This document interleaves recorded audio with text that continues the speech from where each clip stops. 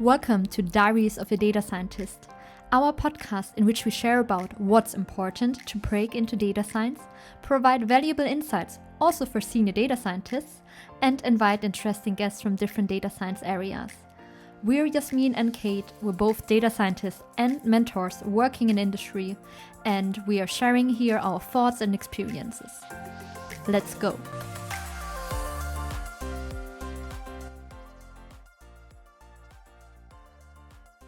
Hi guys, this is Yasmin and Kate from Diaries of a Data Scientist, and today we're going to have our 13th episode.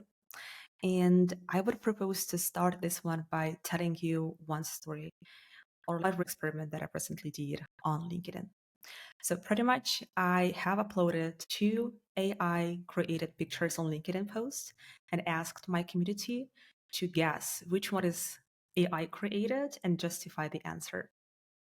And the outcomes of that experiment was pretty interesting. I mean, I wouldn't say that I wouldn't expect it, this kind of result, but it was pretty interesting to see that only 25% out of people that commented and justified actually nailed this this game and actually guessed that those are 2 artificially created pictures, and also was able to justify why.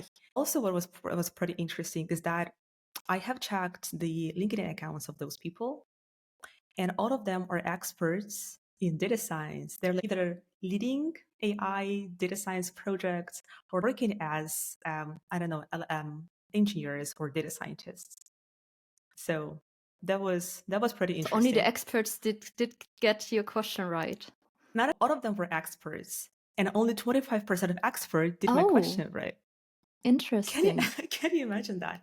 There, you have to say you did not ask, just justify, okay. right? But the question was rather, It was left, a little right, bit also which psychological. one exactly. Yes. So many people just naturally, Yes. by the way you posed the question, which was also the challenge, right? Assume one needs to be real. Yeah, definitely. Well, I didn't say that it should be real, to be very precise. I just made a question, which one? I said, is it artificial or real, and which one?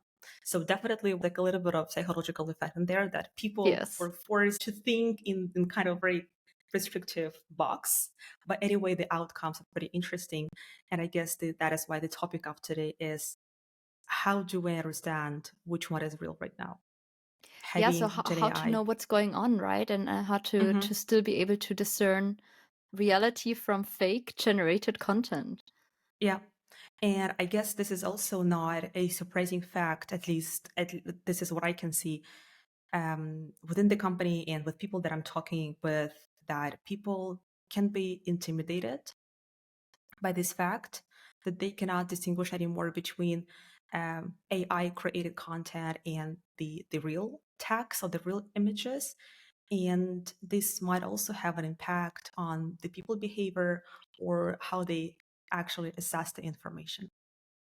Yeah, and to be clear, this is not just going on in the area of imaging, right, of images and videos, but it's also, of course, AI-generated text, audio, any kind of other medium. But I think in today's episode, we're going to focus on the 2 domains of text and imaging and videos. And we're going just to talk today about 4 different chapters of our story. The first chapter is what is going on in real life with the examples and different scientific articles. The second chapter is going to be about technical possibilities and how we can actually technically detect AI created images and content. Then the third chapter is going to be about consequences, right? Yes, exactly. The consequences on society, consequences on maybe also the areas of education, scientific Kids. writing, and so on. Youth, exactly. Yes. Yeah. And the last part is what we can do as, individuals in order to detect it, even though that we don't have maybe those models at hands and we're not fancy, data scientists to create those models. How to survive in the age of AI? Yeah, definitely. And how can you distinguish just being a normal person working in business? This is what it's going So to be about. we can increase the rate from 25% to 95%. I really hope so. Maybe that would be even possible. So, And how did you feel about the images that you've created, Kate? So I know we both tested some AI mhm. portrait or headshot generators. So how did you feel about the results?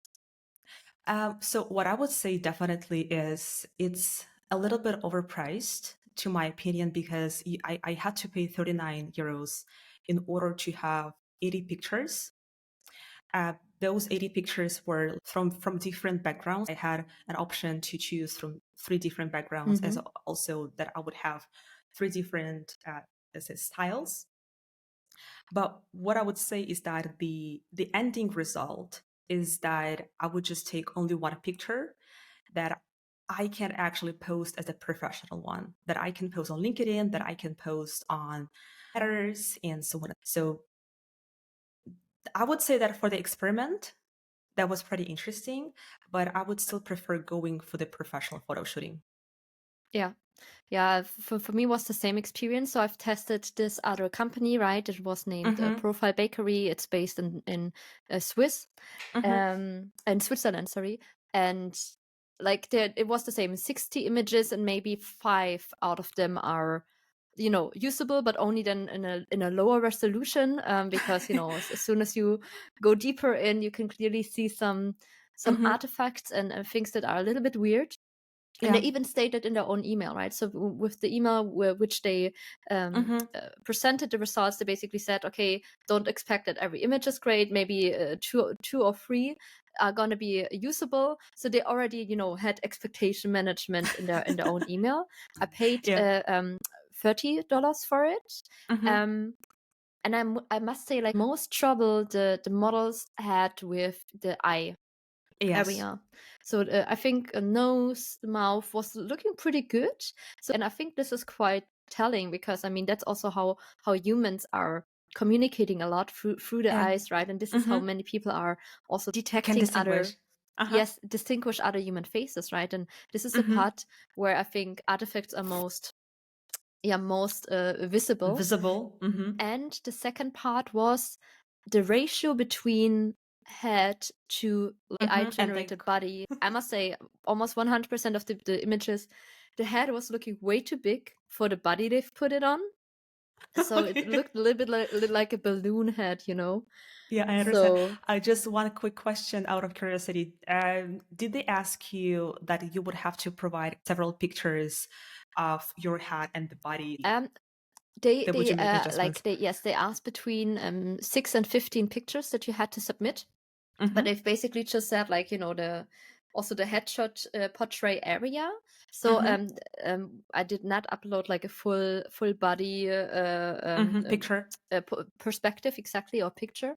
Mm-hmm. um and Interesting. I'm not sure if it would have helped. The way that I think they're kind of working, right, is that they have this kind of business Yeah, buddies with the outfits, and so I don't think pretty that it much actually would have stick helped a lot. they Yeah. had. Because in my case, I was asked to provide at least one picture Hmm. of my like upper body and my head in Hmm. order to make sure that it's going to be a nice proportion. But yeah, Did you as you feel that see, it went better? So did you also observe this kind of misproportions? not to be very honest, I guess that was okay. But the most concerns were about my face and about like the sort of double teeth. So they would think that I'm a shark. I don't Ah, know. Also with the eyes two s- color. two two series of teeth. Interesting. Yeah, yeah, definitely. And also the hair. This is Yeah, actually the how hair. people on my experiment detected that it was the artificially created picture. And also maybe the last part about that topic, we have to say that they protect the data and they're going to delete your uploaded pictures, the model that created pictures for you, as well as the pictures they have created, I guess, after 30 days. So you should not be, afraid of that. Yeah, but I must also say I'm always super cautious with this stuff, Mm, even though we're yeah, doing a lot digital. We're putting out this podcast with our voices and everything, right? yes. But please, whatever service you use, read carefully through the terms of service and really read it Hmm. this time. Not just The with software. contract. you download and accept, right? No, just please really read the terms of service, and if you're okay with Mm-hmm. that, because Mm-hmm. it's your face and your imaging that you upload there. Yeah, definitely. And maybe talking about the images, we can slowly go into the different examples that we do have currently in the world. You also saw different articles that I have attached to my LinkedIn post on this Friday from the first one was actually from the University of Waterloo in the United States, where they stated that researchers found that people had more difficulty than was expected distinguishing who is real person and who's actually artificially generated. And the outcome of that experiment was, I'm going just to read it aloud, Mm. 61% of participants could tell the difference between AI created people and the real ones, and 85% were actually expected. So it was below the threshold. Yeah, okay. Wow, yes, and so this means almost 40% of the participants were fooled Yeah. by the AI generated images. Yeah. And So mhm. honestly, I can't really blame them. I mean, it really depends on the quality of the images. I think you can also put a lot in, the more time you put into manipulating an image, I think at some Yeah. point it's gonna be very, very hard to detect it. So it's all about the quality and the resolution and maybe the Mm-hmm. context also in what you're seeing the pictures. But I Mm-hmm. think overall, we as a society need to be More a little bit more cautious. critical in reviewing, yes, to reactivate our critical thinking a little bit more, Mm-hmm. and also be a Mm-hmm. little bit more suspicious about what's going on online, honestly. And this counts also very heavily for social media. And also having such a technology, it's amazing, right? Yeah, You can right now create a lot of images without paying a lot to professionals, perhaps in this sense.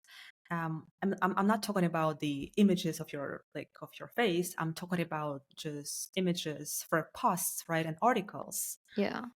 And with the last update of ChatGPT, that it can create videos based on the text. It's also amazing. But I guess, as you totally correctly said, is in that we have to be much more critical right now by looking at the different information.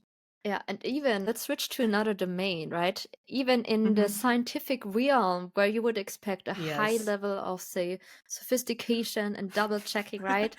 Um, the service Elsevier has been quite, in the spotlight because, yeah, people clearly found a couple of examples there. So there was at least, I Mm-hmm. think, 2 papers that have been found on Elsevier that have clear LLM generated text outputs in the Yes. paper. So literally, it said in the first paper I found, the first sentence of Mm-hmm. the paper's introduction basically read, "Certainly, here is a possible introduction for your topic," and then went on, and that was in the paper. So it's Oh a my really a God. telltale sign of the use of ChatGPT. And the really bad thing is, to this date, and I checked it, the paper is Mm-hmm. still online on Elsevier. Wow. So Okay, that is pretty interesting.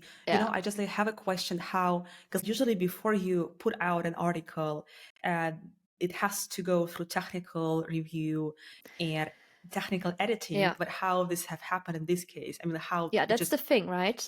Exactly passed like you by. said. That's actually the process which Mm-hmm. is supposed to guardrail and to quality gate Mm-hmm. the quality Yes. of the papers. But there's like peer reviewed content and articles, and there's preprints, and many Mm-hmm. people are not able to tell the difference if they're not really in the area of academic Mm-hmm. writing. And Mm-hmm. preprints basically mean there's zero peer reviewed process.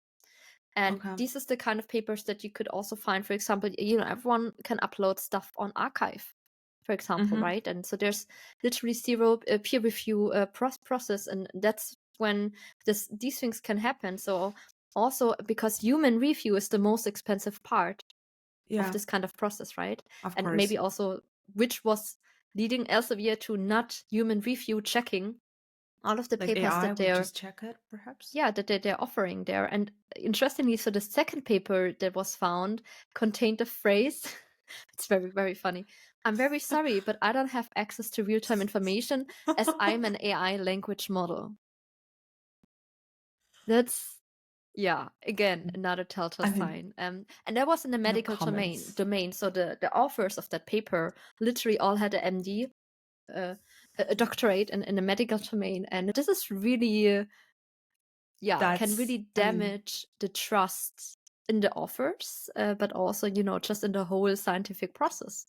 Definitely, this is what I'm thinking of, because let's say that before today's episode, I was really critical to the posts that I can see, or to the like random citizens that put out different articles. But the scientific articles was like sort of a state of art where you can go, and maybe you should not be that critical, maybe you should not be that cautious anymore, and you can just let the authors lead you through the article explaining what they have found in there. And right now it seems to be not the case. At least you should not trust it 100% of the cases. Yeah, you should. I think, as mentioned, peer-reviewed process. I think the Mm-hmm. quality is still holding up, right? Several Mm-hmm. different people double blind checking and so on. I mean, things like that Mm-hmm. would just fall through with the first, actually, other person checking Yeah, that article who's not in the list of authors. And um, yeah, I think peer that's reviewed process is interesting. still holding up, but just be able to discern the quality between peer reviewed and just preprints. And that's why also, Mm-hmm. I mean, a little bit Yeah. of guidance for your own academic writing. You should only cite peer reviewed articles unless there's Yeah. very high validation and And likelihood that trust. the preprint trust, exactly, that you trust the Mm-hmm. preprint. Yeah, Yeah. exactly. Coming to maybe a less, say, critical field, I mean, Mm-hmm. LinkedIn posts. Yes. You can clearly see a lot of LinkedIn posts being supported, at least by the help of LLMs, and maybe likely ChatGPT, right? And Yeah. sometimes to the point Uh-huh. that you're just thinking, oh man, just turn it down a notch, right? Because if you don't give a certain style to what you're asking, you get this Mm-hmm. very enthusiastic, a lot of And emojis, engaging and content, engaging. yes. And I guess And this is what we can definitely see, because yeah, we're also using a lot of ChatGPT just to yes, correct the text. And sometimes we're asking, oh, if you don't feel that it's engaging, please make it engaging. And that we see that it's like this, I super don't know, engaging. super engaging is happening Exactly. that And then I don't usually want to what read we do, that. right, is either you or me, we just sit down, we take the AI generated LinkedIn post and we turn it down a notch from our side, and just remove Yes. some Some, emojis and yes, use a little bit definitely. more common popular terminology and words.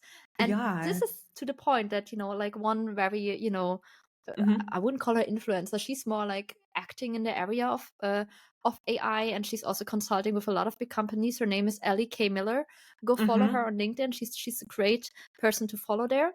And Hmm. she and her team have created a custom GPT to basically remove all, she said, dumb words that ChatGPT uses, like love, into Yeah, something. embracing all of Exactly. this stuff, yes. Yeah. So they built this custom GPT to turn it down a notch, which is quite interesting. But you need to have a paid subscription to test it out. It's public, but you need a paid subscription to test it. That's pretty interesting, because I just have an idea that it can be a nice use case for another package in Python for stop words removal, because we will remove the words like a, the, is, and etc. And Yeah. right now we can add maybe something stop words ChatGPT, or like AI created ones, and you would have, I do have the thumbs up from Mac right now.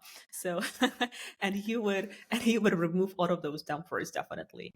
And Yeah. maybe just like talking about the tax, this is something similar to what you just said, from a different study. That, look at that, just more than half, or 53% of the participants of the experiment read AI generated content and assumed that a human was involved in writing said content. So it is the majority of the participants of that experiment. All of those articles, all of those links we're going definitely to Yeah. put into the show notes. As we said, right? If you just use it out of the box and you just say, give me a LinkedIn post, and you will get this very engaging, very little Yeah. bit over the top style. But I mean, there's so many ways to prompt engineer basically a way more subtle Mm-hmm. output, right? And just say maybe even give an example of your own writing style, and then let LLMs adapt to that own writing style. And I mean, Yeah. it really depends on how you use that tool, and I think you can Mm-hmm. 100% get outputs there that are not discernible by humans. Definitely. Because this is what I see, for example, with my articles. I would love to be more sometimes direct, Mm. maybe sometimes a little bit more tough in some parts, and really Hmm. state the situation as it is without, like, sugaring this one. And the ChatGPT unfortunately cannot do this as of now. And maybe adding your own identity and personality to the post is much more interesting for the audience instead of writing this overhyped, amazing Yeah, I mean, text. this is supposed to be delivered and also by tools like Microsoft Copilot, Microsoft Mm-hmm. 365 Copilot, right? With the use of Outlook, and then just seeing how you maybe converse in your emails, that's going to be interesting. Mm-hmm. But just to also give some other examples, and there's so much. I mean, we could literally just talk Yes. the whole episode about this, but I don't know if you've seen it, but there's AI Mm-hmm. influencers by now. So there's actually like AI avatars which are put out by Meta, for example, themselves, which look like literally Kylie Jenner from the Kardashian clan. And That yeah, is awesome. they make it very clear it's fully AI generated, and it literally looks like her. I And need to check that you're out. supposed to be able to chat with her and tell that AI Mm-hmm. avatar about your problems. And of course, I mean, this is you know mainly going to be used by younger folks, and they're Mm-hmm. supposed to open up about their problems to this AI avatar. And the handle of that avatar is your sis Billy. So your And I mean, like, it sister was created Billy from from that Meta. family, or for No, Meta. from basically Meta, or more popularly known than Facebook, Yes. company directly on Instagram. You can find that AI influencer. And yeah, so I mean, at least it's clearly labeled as AI avatar, so it's not like Mm-hmm. impostering Kylie Jenner. Yes. Mm-hmm. But I mean, this can happen, and I'm there's just, already influencers on there, completely AI based, which yeah. make hundreds and thousands of dollars each month I'm just, with I'm just that. like really curious about the kind of the idea behind that initiation, because, like, is it like kind of to receive personal coaching from those AI created avatars, or I think there's several. So as mentioned, so the usual job of influencers, like influencing different yeah, communities. So by and you could opinions? fully control the Mm-hmm. look and the personality of this AI avatar. You could reach basically different communities, right? But also monetization wise, you ever Mm-hmm. wanted a personalized birthday message from Kylie Jenner? Here you go. You could monetize on that, and That's, I yeah, mean, I don't have any comments. I do even have right now goosebumps, to be honest, because yeah. I still don't believe that. And this is maybe still social media. It's on Yes. Instagram. It's maybe not that critical if there's some AI Oh. influencers influencing people to buy product Mm-hmm. XYZ. But just talking a little Mm-hmm. bit more seriously about deepfakes, and deepfakes Mm-hmm. who are impostering and impersonating nation leaders, celebrities, Celebrities, yes, faking public adult figures as well. content. Yes, Yeah, this gets really, really serious soon. Also, like, just the area of scamming people for money, and in definitely. Germany, it's very well known to have this, it's called Enkeltrick, meaning Mm-hmm. grandfather or grandparent scam. I mean, it's gonna be just Somebody is more calling and more. them, or Yes, the scams are yeah. getting higher quality with voice Mm-hmm. imitation, being able to maybe even fake images that you send on WhatsApp, or Yes. it's getting really dark mirror Out of in control, I would here. say. Yes, and I think that, I mean, I'm totally sure that in Germany, and perhaps like in whole Europe, the GDPR is um, much more significant for the government, and that is why they're trying to protect data, to protect people from the internet and all of those like coming actions. But what I'm also totally sure about is that, for example, if you're taking countries like Russia, and I know this for sure, we don't have that strong GDPR, and the information is just leaking out of your sources. Even bank can sell your personal information, and so on and so forth. And that is why they kind of got a lot of those scamming messages frequently. And I'm not talking about maybe 3 times in a year. I'm talking about maybe once in a day. Mm-hmm. That Yeah, so frequent and that fake often. news and fake media content. So that's when also a lot of times I had presentations at work, and colleagues have been asking me, but what can we do about it? So other tools, other Yes. models, like other AI models, can maybe detect this kind of fake or AI. Let's say it more broadly, AI generated content. Yes. And yes, now coming to a little bit more technical part, I think in this episode we're gonna take it a little bit more shorter, but we're gonna do Yes. extra content on just the technical On side that. of maybe Yes. deepfake detection, AI detection, and so on. And text detection as well. Yeah. So Yes. what I totally understand, maybe let's a little bit hypothesize about that field. What I have heard and what I have read is that this kind of part falls right now into the classification model. So that we kind of have to classify right now either that picture is labeled is AI created or that picture is real, and that also I saw in different articles that you might use deep learning for that, and you might use, for example, natural language processing algorithms in order to detect AI generated text.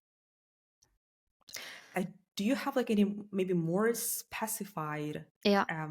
algorithms So on that? I think here we really need to differentiate a little bit with the domains, because I think the process will look very different for text-based versus Yes. image-based. Yes, as you said, right, it's in a classification realm. But so if you just basically Google or use your favorite search engine for, looking through the web, Yes. AI content detector or AI detector, you will find a couple of services and tools online. Just to name a few, no advertisement, we have not tested them. Zero GPT, Scriber, plagiarism checker, Yes. and there's even like a custom GPT to detect GPT-based text, interestingly. And the thing with this, like some of these have free versions, but I mean you have to pay for like more For the proper use. better So yes, accuracy, you yes. already have to, so it's the whole business model behind it. And the thing is that, looking just a little bit deeper, you will find many reviews and comments about how these kind of services produce a lot of false positives, meaning people have tested, they've just written text on their own and entered it in these services, and then it's just coming up with 50% of the text is AI generated. Yeah. So it's creating seemingly a lot of false positives, and this can create huge issues because, I mean, in the education realm, many universities have been using automatic submission services like Turnitin.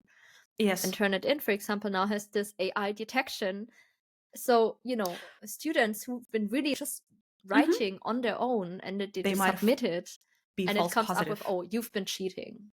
Yes. And this is Can you really imagine? problematic. Yeah. You are as a student working for 9 months for your thesis that you would be assigned to the false positive. Yeah, and a lot of these services maybe just also turned that AI detection up without any expectation management, without proper documentation about, that there's a lot of room actually for errors. And honestly, most of these services, they're not any better than guessing. Again, it depends a lot on your style of writing, right? As mentioned, of course, if you give it the over the top LinkedIn post AI generation, it's quite easy to spot some of these patterns, right? But if we're talking about more academic style of writing or different styles that you can output, well, which is you also got a little bit like emotional. Yeah, again, very, very emotional. Yeah, which is how humans write. There's so many false positives, and honestly, I'm not really in favor of the services. I think it's you're better off with using your own critical thinking. That is services. Yeah, and that's also why universities, many academic institutions are turning away from these services. And I actually think they should rather rethinking how they are posting academic assignments. So, they have to change the way that pupils and students are tested. it's not about making sure that they don't use ChatGPT and these kind of tools. It's finding new ways of testing for their understanding, higher level, challenges, and even maybe Yes. allowing the use of these tools, because this is the reality now. I think that's So the way that they should go. maybe they will need to a little bit restructure the process in there. Yes. What I wanted just to add a little bit on the top of that is I've seen a lot that different, I don't know, book agencies and magazines right now have this warning message for like writers and authors that they're not publishing Gen AI created content, and they do even have, as they are saying, yes, they do even have this AI models to detect the AI generated content by the authors. Just for the information, if any of you would love to submit the article on, let's say, O'Reilly or perhaps Kinaga, please just be careful and cautious with that as well. I'm not sure though how is that working, because as Yasmin, you just like correctly said, they might not be that accurate and you would have a lot of false positives. So again, just be sure about that. Yeah. But And how is go ahead. go ahead. How is that working with the images and videos? I just wanted to go more to the imaging part. Yeah, I think so. With imaging and video, I would more call it like deepfake. And deepfake detection has actually Yes. been around for a couple of years, right? I mean, even before transformer models, we had generative adversarial networks, which were generating images like a different type of generative model. And I mean, basically at the same time, also the idea or the challenge is rising. How would you still be able to tell AI generated imaging and videos, maybe from real imaging and videos? So it has Yes. been around since I think 2017, 2018, 2019. You find a lot of content on there. And yes, there are models. And I think in the imaging realm, it's a little bit different, right? Because I mean, an image is having so much more, I would say, Complexity. volume, yes, complexity, volume of information. And I would differentiate two kind of levels, right? Either you try to look for these weird faces, double, too many fingers on one hand. So either you're looking for this kind of, Yes. yes, with when you generate humans, humans are very hard to generate. So that's when usually these models are a little bit shaky. Yes. So either Yes. you look for these kind of telltale signs, or a little bit lower level, you look for repeating patterns and artifacts on pixel level. And there are models which can do that. You can train models. You can actually also train again like a discriminator model to differentiate, right? But what you have to see is also, I mean, you're just playing catch up with the newest technology. So, new technologies coming up, the next level, like Sora from OpenAI. Yeah. And now we're trying to catch up again in that area. And With yes, the videos. there's a lot of money going into this research, but definitely not as much money as with the generation.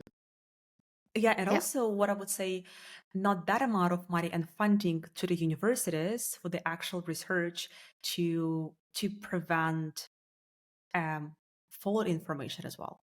Yeah. So I guess we have the total disproportion right now. Yeah. And even the companies which are actually in the AI field, which are producing a lot of these AI generating models, they're also interested in, in finding ways and approaches and models to detect fake imaging or fake videos, right? So, for example, in 2019, there was a Kaggle challenge. I think the prize money was $100,000 or even $1 million. And it was sponsored by, Amazon and Meta and so on. Huge companies. And it was basically a deepfake detection challenge. In 2019 already, working with the log laws to differentiate between fake and real imaging. So you see, it's really like a long-standing challenge. Yes. And there's maybe just also, for the sake of completion, there's something that's called C2PA, and it's like a metadata, like a technical standard with which publishers and companies and so on, they can embed metadata in the media, which will allow you to verify the source and the origin. So they're checking the metadata from the pictures.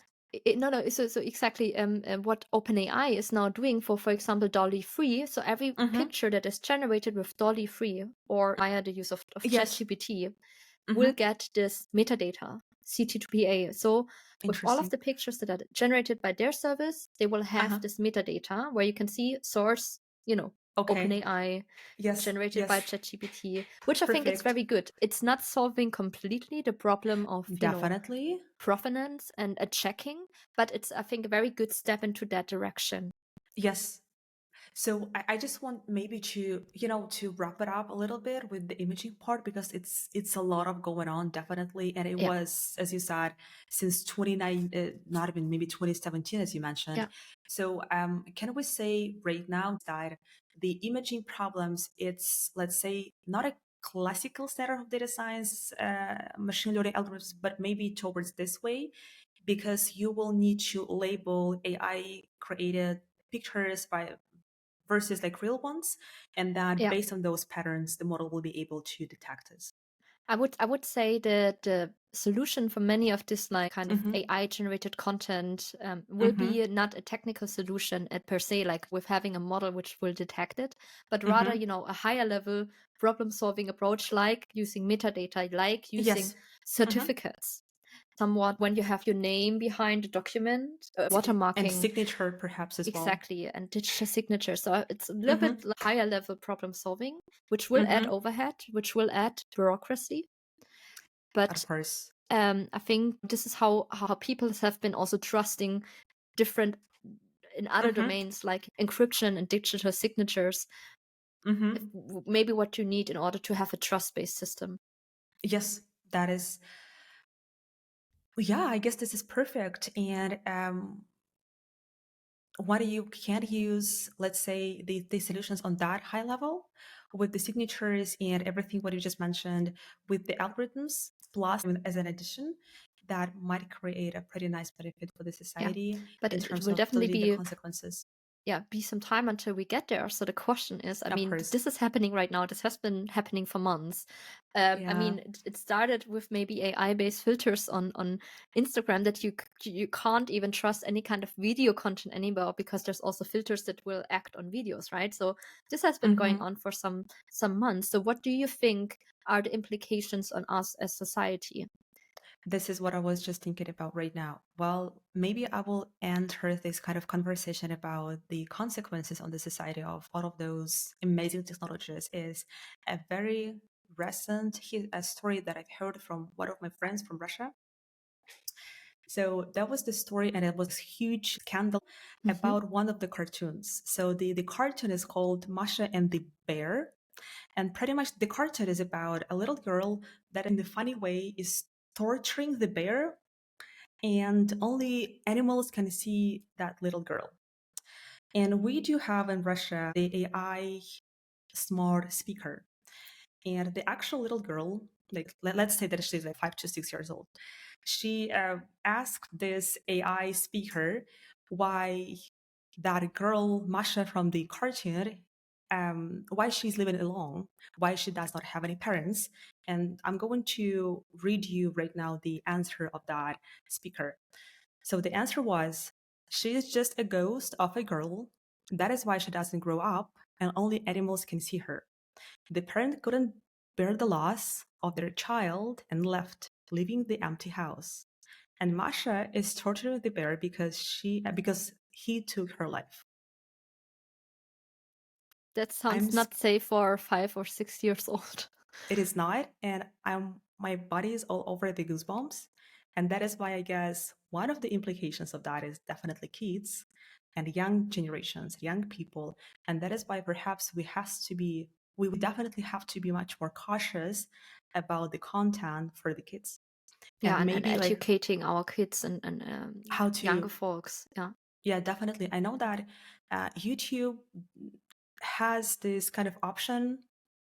I don't know how many years they implemented that for kids. So they do have this kind of button to show only content which is 18 plus restricted.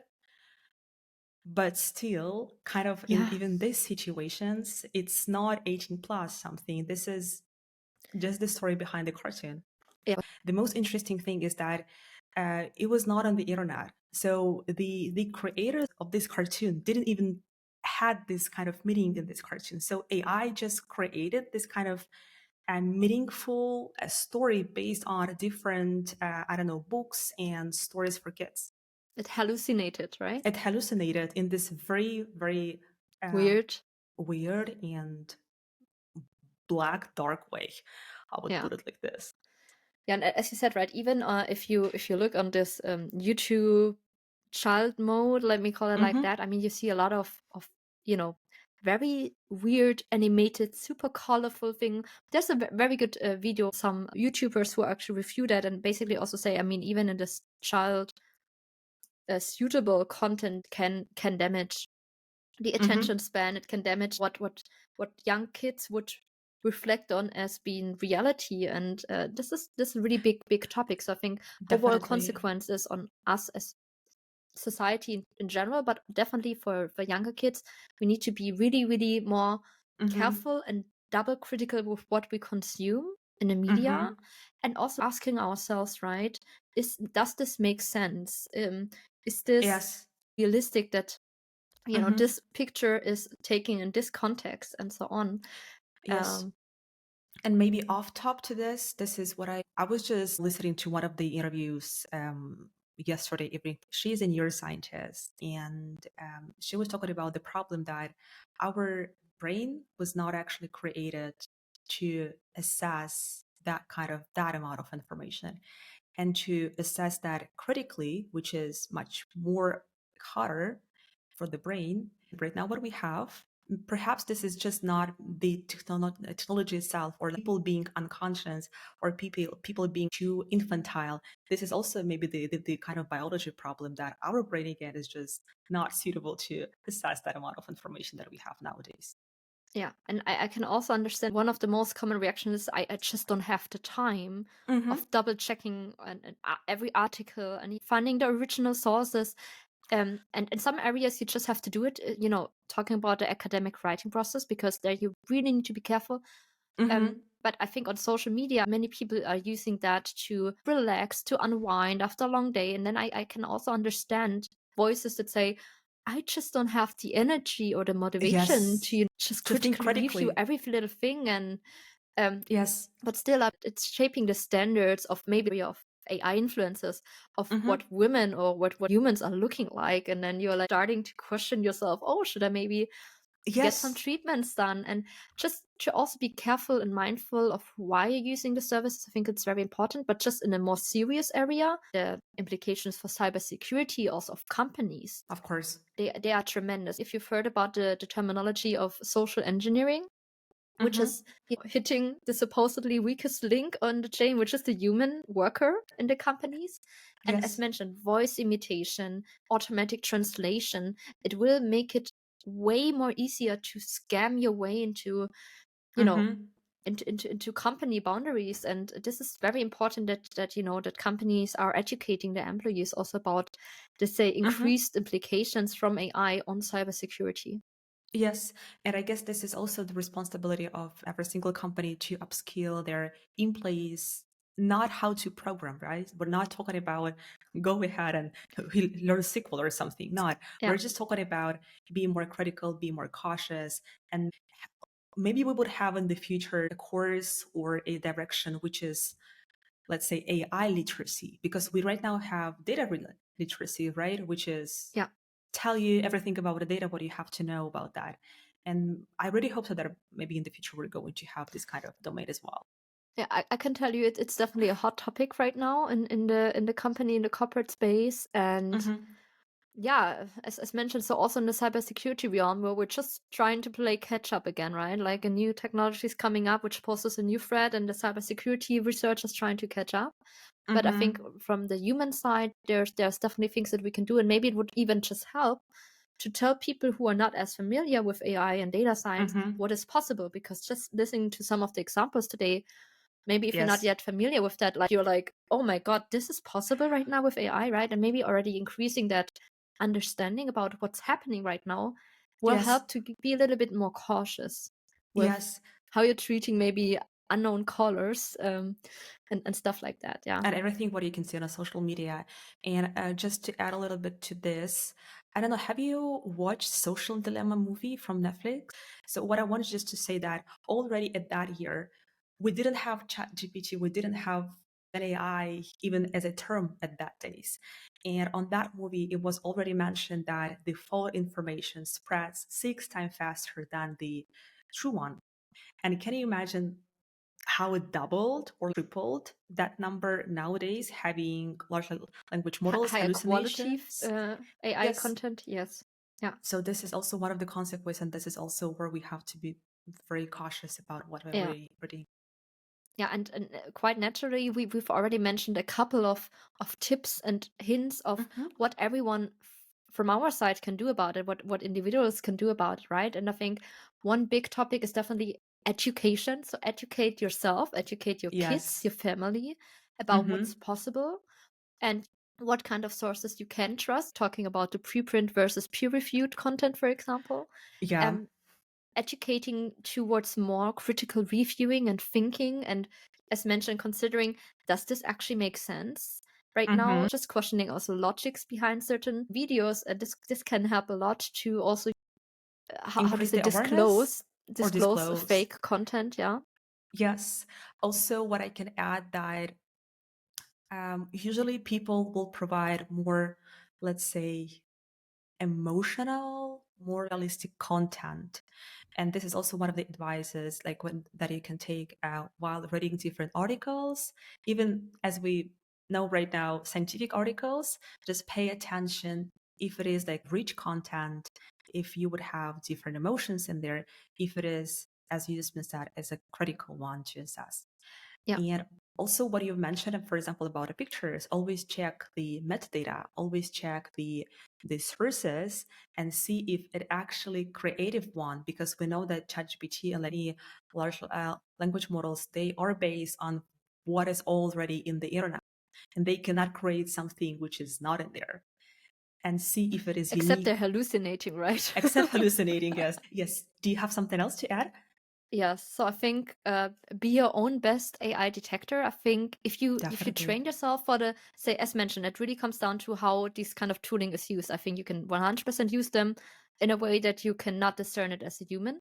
But just in general, for example, for ChatGPT, if you find text that is unusually formal or very, very formal where it's actually not supposed to be, this can sometimes hint to AI generation overly complex sentence structures. Text that's unnecessarily long and wordy and a lot of description, descriptive. When there's no sources added, because this is something that without further additions and design, ChatGPT will not do. It will not give you sources, right? Repetitive words or phrases, and as mentioned, maybe overly enthusiastic and the use of a little bit weird terminology. Yes. Honestly, I also saw that at one of the MIT articles that they would suggest if you would have too many repetitions of the same word, that you can claim that's like AI generated content. And they even provided one of the examples that if you would have, let's say, Chicago Hotel 3 times, 4 times in 4 sentences, that is going to be AI generated ones. That, or you're like, unfortunately, a bad writer, which you can also train. Typos, but yeah. yes, and I think in the imaging, if you just look more closely at pictures, I think right now we're still having a state, especially if you're looking into more higher resolution pictures, which is still a little bit of a challenge for AI generation. You can definitely see in the face, if you spotted irregularities around maybe the eyes, artifacts, and maybe the lighting that is reflected in the eyes is not really matching between left and right eye. Anything spotting like freckles or moles, are they looking maybe off somehow? And in videos, for example, I think something which is in videos often is that sometimes the blinking is not really matching the dynamics of the. Yes, it's not very natural. Maybe also breathe. What do you think? If the person is not going to breathe at all or too much? Yeah. There was even some research which tried to detect heart rate in the videos. Like supposedly there are small changes in color, like when your heart is beating. And supposedly you can check in videos if there's like heart beating in a person, which is really fascinating. Yeah, and I guess also maybe to the top of that, like to the heart beating, I'm just right now, I'm just, hypothesizing. I haven't read this honestly in the articles, just got an idea right away that if you are nervous, if your heart is beating really fast, which means that you're nervous, you might have sometimes like redness on the cheeks. Yeah. Oh, you see the pulse in the The neck, right? pulse and Okay, this yes, goes very, very medical beyond. right now. But so looking more closely, I think there's right now at least still telltale signs of AI generated images and videos. We've mentioned some of the challenges like eyes, hair, and so on Yes, that you can try to look for. So I don't want to give the impression that we're saying, oh, we should completely ban this. I don't think so, but I think it's important to be mindful in this area and also, be aware of the consequences and just of be a little course. bit cautious. Yeah. Of course, maybe to add, so how you can detect also the text is that usually human will have typos in there. You might have typos in the letters, you might have typos with the grammar. And this was also suggested by MIT to look at that specifically very closely. And that I found out LinkedIn post. Unfortunately, I don't know the author of that article, but it was a very funny picture that in a situation where you are talking with the virtual assistant and you want to check if it is an actual a human assistant or is like I created one, you can just print, let's say, print hello world in Python. And can you imagine how we can answer you? Because like usually if it is connected to an OpenAI, you would have, yes, sure, this is the Python code and you can use this in this library. Yeah. You can also test it if it is not going to be like that, if it is going to be a person or maybe like a smarter model. Of course, you will not be having that AI created content. And about maybe to add about the pictures, from my experiment, what people told me why they would suggest that that picture is artificial instead of another one is because, as Yasmin said, hair, it was not really natural. That appearance was not really natural, and also the teeth, because you might have sometimes double teeth on the pictures. All right, so now you've gotten some tips. If you just keep an open eye out and keep looking for it, I'm pretty sure you find already a lot of examples on LinkedIn, on any kind of text-based forums, on social media, let it be TikTok, Instagram, YouTube, whatever, of AI-generated content. Sometimes clearly labeled as such, which I commend, and I think this is what also companies, for example, should do if they put out AI-supported content, right? To just label it, make it transparent. Sometimes not, and sometimes they're even being tried to be scammed. So we hope that this episode will save you some tears and And just time. helped you to educate yourself. And if you have any comments or if you've also already tested AI generated content yourself, let us know in our interaction format on Spotify. And I And would as well as I say guess on LinkedIn as well, if you would yes. love to DM. Yeah, and if you want to Definitely. check out the two fake Kate versions, to check out Kate's LinkedIn post on this. And see you until the next episode and stay cautious. Bye-bye. Thank you. Bye-bye. This was Diaries of a Data Scientist by Yasmin and Kate. And if you enjoyed the episode, remember to check out our YouTube channel and our LinkedIn pages for more engaging content from the data science world. Thank you for today, and seeing you in the comments.